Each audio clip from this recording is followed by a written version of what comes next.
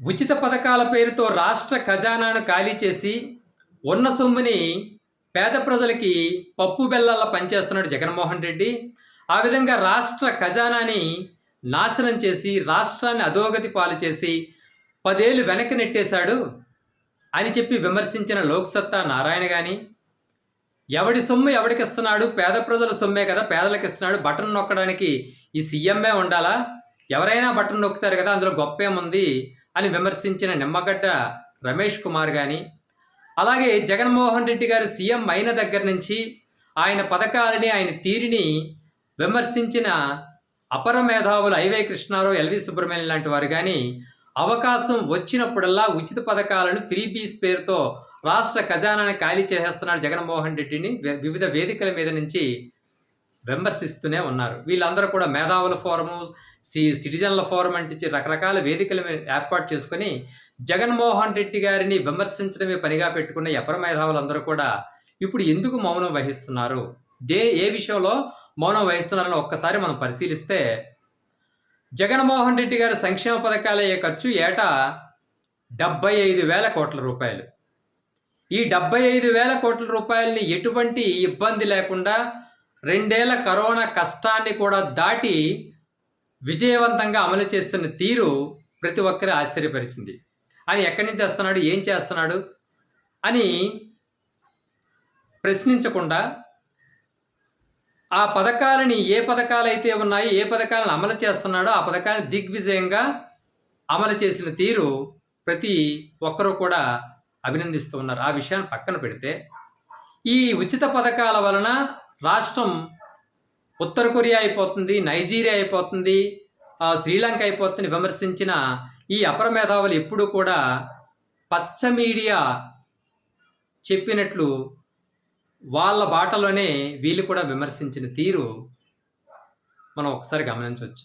సరే, వాళ్ళు అపర మేధావులు కాబట్టి, రాష్ట్ర సంక్షేమాన్ని కోరుకుంటున్నారు కాబట్టి, రాష్ట్ర అభివృద్ధిని కోరుకుంటున్నారు కాబట్టి మనం వాళ్ళ వాదనని ఒక విధంగా తీసుకుందాం.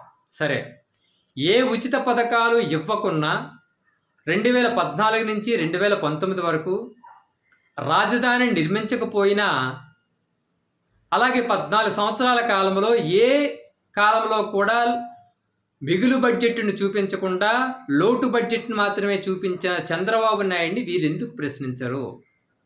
మరి అప్పుడు ఏ ఉచిత సంక్షేమ పథకాలు లేవు, వీళ్ళు చెప్పినట్టు పప్పు బెల్లాల్లో పంచడమూ లేదు, బటన్ నొక్కి పేద ప్రజల ఖాతాలోకి డబ్బులు పంపించిన సందర్భాలు లేవు.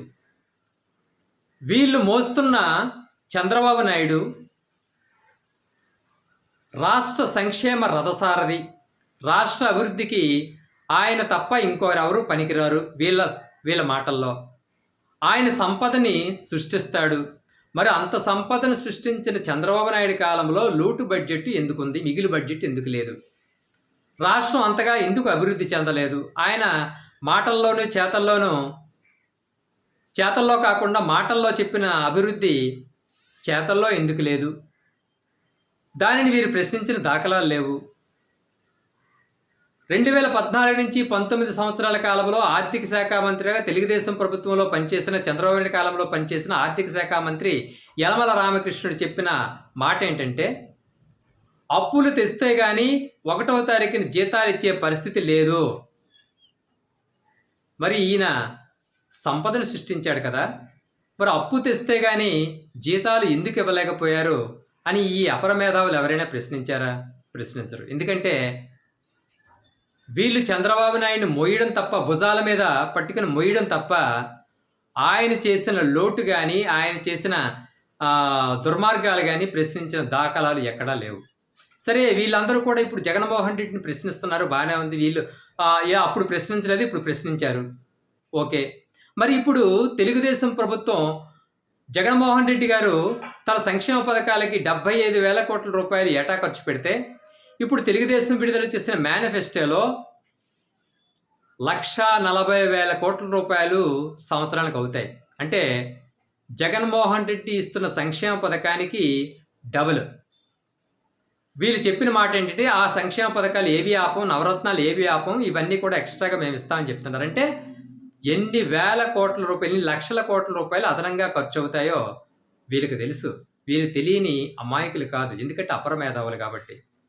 మరి జగన్మోహన్ రెడ్డి చేస్తున్న సంక్షేమ పథకాలు 75,000 కోట్ల రూపాయలైతే, ఇప్పుడు తెలుగుదేశం కూటమి ఇస్తున్న సంక్షేమ పథకాలు, ఇవ్వబోతున్న సంక్షేమ పథకాలు 1,40,000 కోట్ల రూపాయలు ఎక్కడి నుంచి తెస్తారని వీళ్ళు ఎందుకు ప్రశ్నించట్లేదు? రాష్ట్రాన్ని ఇంకా అప్పుల ఊబిలో కూరుకుపోయేటట్లు మీరు చేస్తారని చంద్రబాబు నాయుడు కానీ, పవన్ కళ్యాణ్ కానీ, బీజేపీని కానీ వీళ్ళు ఎందుకు ప్రశ్నించట్లేదు?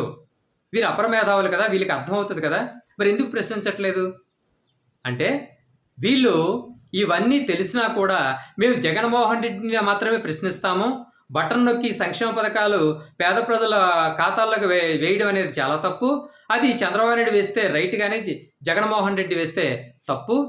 చంద్రబాబు నాయుడు నేను సంపద సృష్టిస్తాను అని చెప్పినా కూడా, సంపద సృష్టించలేడని తెలిసినా కూడా, సంపద సృష్టించలేని చంద్రబాబు నాయుడు ఇలా మాటల గారిడి చేస్తున్నాడని తెలిసినా కూడా వీళ్ళందరూ కూడా చంద్రబాబు నాయుడిని ప్రశ్నించరు. ఎందుకంటే ఈ అపర మేధావులు పచ్చదారంతో నోరు కుట్టేసుకుని చంద్రబాబు తొత్తులుగా తయారయ్యారు కాబట్టి ఈ విషయాలన్నీ పేద ప్రజలకు కానీ, పేద ప్రజలకు తెలియకపోయినా తటస్థులకు తెలుసన్న విషయం, ఇది తటస్థులు కూడా గ్రహిస్తారన్న విషయం పాపం వీళ్ళు గ్రహించట్లేదు.